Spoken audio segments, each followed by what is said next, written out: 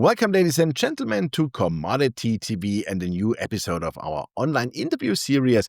We want to get an update after the terrific news from Meridian Mining, and Gilbert Clark, the CEO, is here with us. Before I say hello, I just want to do the disclaimer for BCSC. This program is on behalf and paid for Meridian Mining. So let's get started. A wonderful good day to you. And Gilbert, you must be very happy after that news yesterday. Yeah, it was a tremendous effort by our team in Brazil, by our shareholders who finance this activity, and also I think it's a really strong testament to the engagement by the government in Mato Grosso. They want a modern mining industry. They see us as a direct foreign investment, and they really did a fantastic job in granting the preliminary license to our for the Cabaçal project.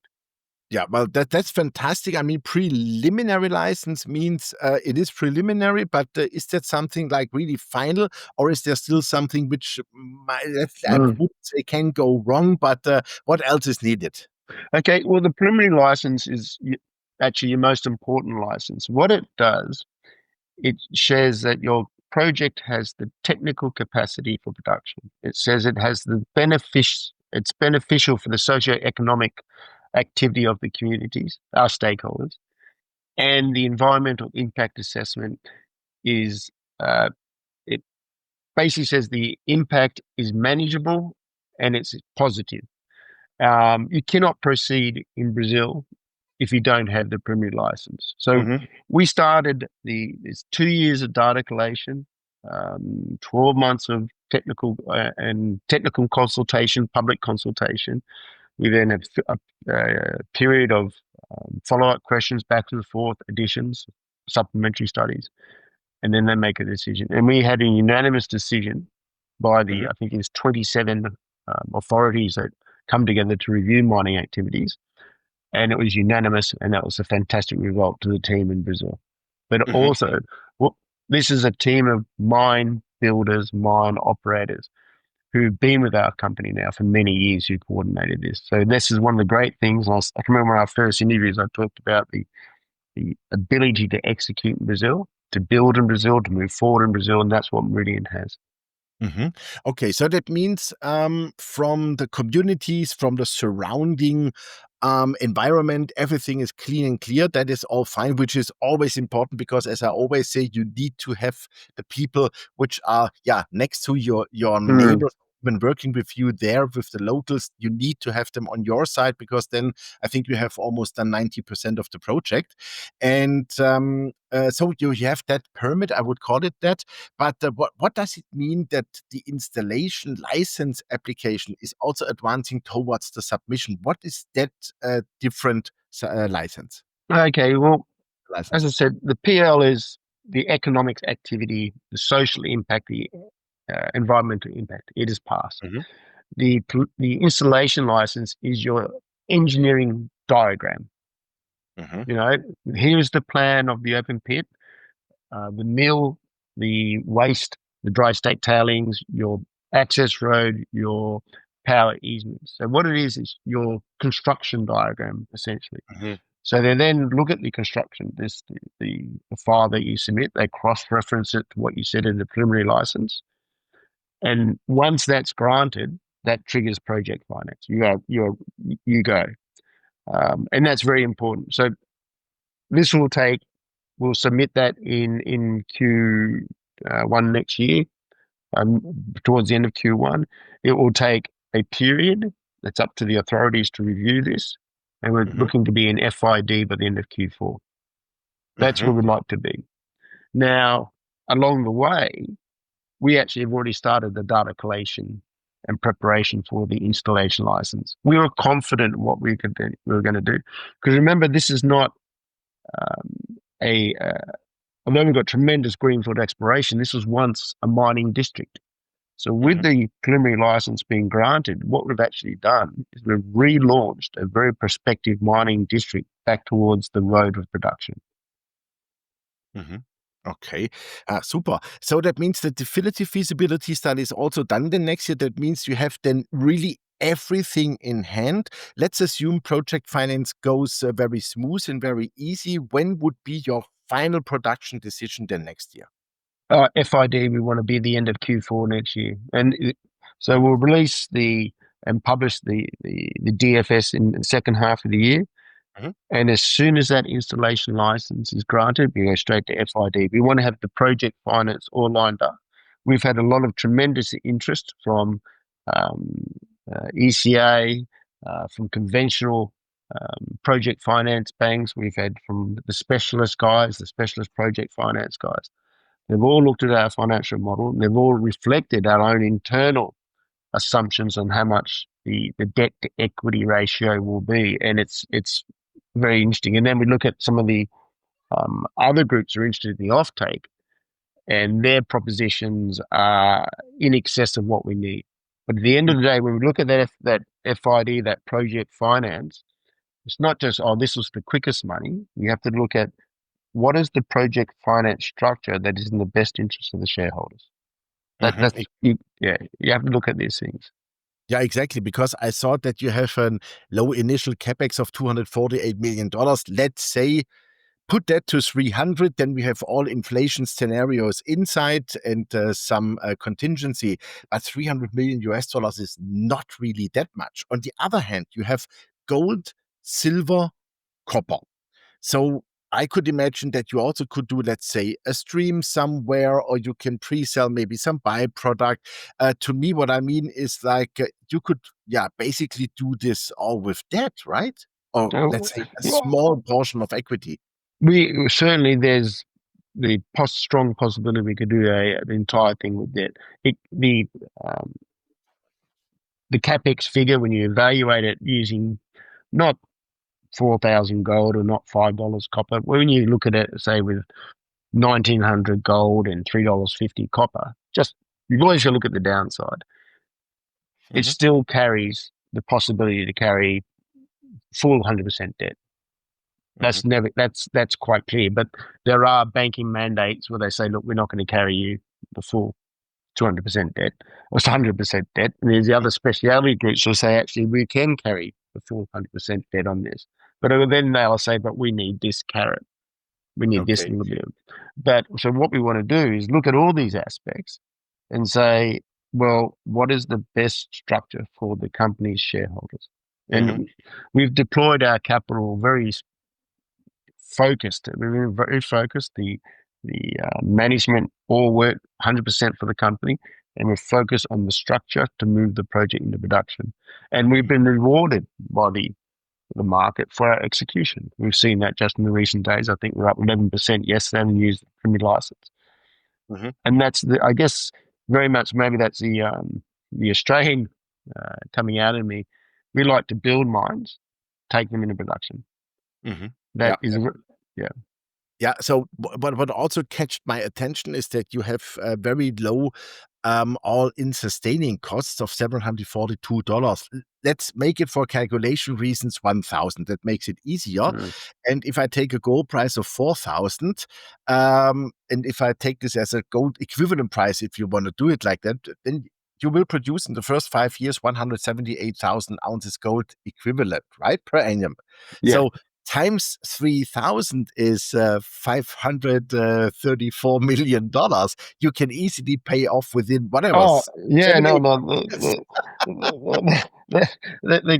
The cash flow available to service debt on this is astounding. And again, our capex is very low because our metallurgy is so good. And in our presentation that we can download from the website, we've actually put a table across there of all the projects that have been built in Brazil. You can see how we sit right in the middle of the capex for comparable size mines in Brazil. But take a time to look at the coarse nature of our grind and also how quickly they process the ore to produce the product. You can see some there, they have to treat the ore for 30, 35, 36 hours to get out the metal. We treat our ore in 1 hour. That's how quick it is. And that then impacts the size of the equipment you need to extract the payable metals. Oh, that's crazy good. Hey? Perfect. How do you see the political situation overall in Brazil? I think there are elections next year, probably. Yeah, we had a discussion. Had a discussion on that last night. All parties in Brazil are pro mining. Let's just make it clear. Lula's party has always said mining is part of our growth, our history. He's just also stated he's hesitant to allow something to be built in the Amazon jungle today. Mhm. We're not in the Amazon jungle. Um, the state of Mato Grosso has been a fantastic destination for us. They are a very proactive, pro-development province of the state of Brazil, and in particular, how they've actually helped us to bring um, Cabaçal back into production, bringing this very prospective VMS belt, 50 kilometers of tenement back into production. This is what we've got to communicate to our shareholders and the interested parties. Is the granting of the PL is just not, oh, look, we can build that mine. When I look at the topography, the fauna, flora, river systems, land use, there's no real difference to what we see at Cabaçal. So what we're saying is we're basically giving the green light for the industrial development, the future industrial development of an entire VMS belt. And we got it within, from when we first did the start of the data gathering to when we got the PL was 3.5 years. It will take a lot shorter for the next phase, 6, 9, 12 months. But unless you're in, say, Western Australia, the speed of getting something built, that's the only place I can compare us to. Okay, if you go to Canada, it's going to take you decades. Go to Northern Europe or Europe, it's going to take you multiple decades to build a Yeah. mine today. We're getting this done in a speed which is the only place I can find, in my experience internationally, where you can build something quicker is probably Western Australia. Okay. So that means by 2028 commercial production? Yes, yes. We'll be Okay. turning the plant on. And look, our aim is um, not to rush. We will have a sequence build, a scheduled build. We won't take any shortcut. We'll build with Brazilian materials. We'll use Brazilian engineering firms. Um, it's We're not trying to reinvent the mining world in Brazil. We're going to use the Brazilian way with Brazilian engineering firms to take Cabaçal back into production. Okay, super. Totally other question. I'm a total gold bull, as I am for silver, for copper, for uranium. Uranium has nothing to do with your company, just to mention it. But for me, it's important to see how well are you protected from your shareholder base to, let's say, unwanted M&A transaction. Well, our shareholders and all the subscribers to the last series of capital raisings want us to build the mine. This is what we've said to them. We are going to build this mine. When people look at our share registry, they are very surprised at the depth and breadth of the institutions that are involved in us. We have a lot of long-only funds who want us to build a mine, and we see them active in the market. We have, I'd say today, I think in this presentation, sort of circa 60-65% quite clearly owned by funds, institutions, and very large family offices, not just people who call themselves a family office and they day trade. These are net ultra high worth family offices, and that gives us the ability to control the direction and the destiny of the company. Often you'll see a company, they say, look, we need a strategic partner. That's often the thinking of the junior landscape. We need a strategic partner. And they come in and they take 51% project equity. Now, as soon as that happens, that 51% project equity is totally unaligned with the top co equity. So what we've done, we've ensured between the top co and the project, there's no third party instrument. So that means we control the destiny of our company. And this is, again, often been a failure in the junior market where they think, oh, the cost of capital is very cheap. We needed a major. No, we have an execution team. At any one time, there's 6 or 7 Meridian employees or correcting contractors sitting in the office of Asenco overseeing the DFS. We're controlling the destiny of the DFS, and at the same time with our shareholders and the shareholder support, we're controlling the destiny of the company to go forward. Okay, super. So that sounds extremely well. So the next big step is in the first quarter? Well, actually, this quarter we've got the Santa Helena resource coming out. It's a big step for us. The submission in next quarter or Q1 of next year, end of Q1, is going to be the installation license submission. We just have to wait on some engineering diagrams, which come with the last bit of flotation work that we've done, which has got to get the results in. And then the publication of the DFS mid next year.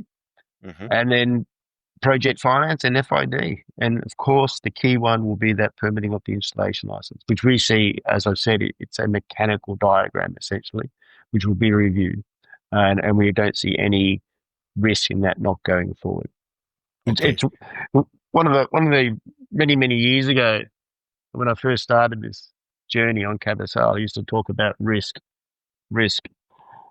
And I think now our shareholders are very much seeing take away the risk of a project and you actually see equity growth. And that's what we're seeing today. Yeah. And things are really moving. That's great. Absolutely.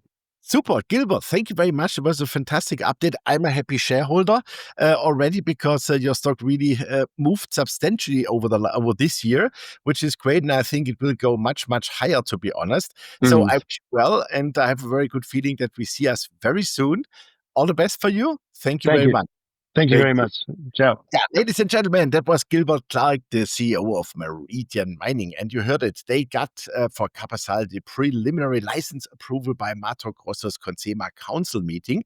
And that is really super important, believe me, because when you have the community, when you have the people on your side, then you have won, because the company delivered already a fantastic pre-feasibility study with outstanding values. Please don't forget they did the calculation at $2,119 gold.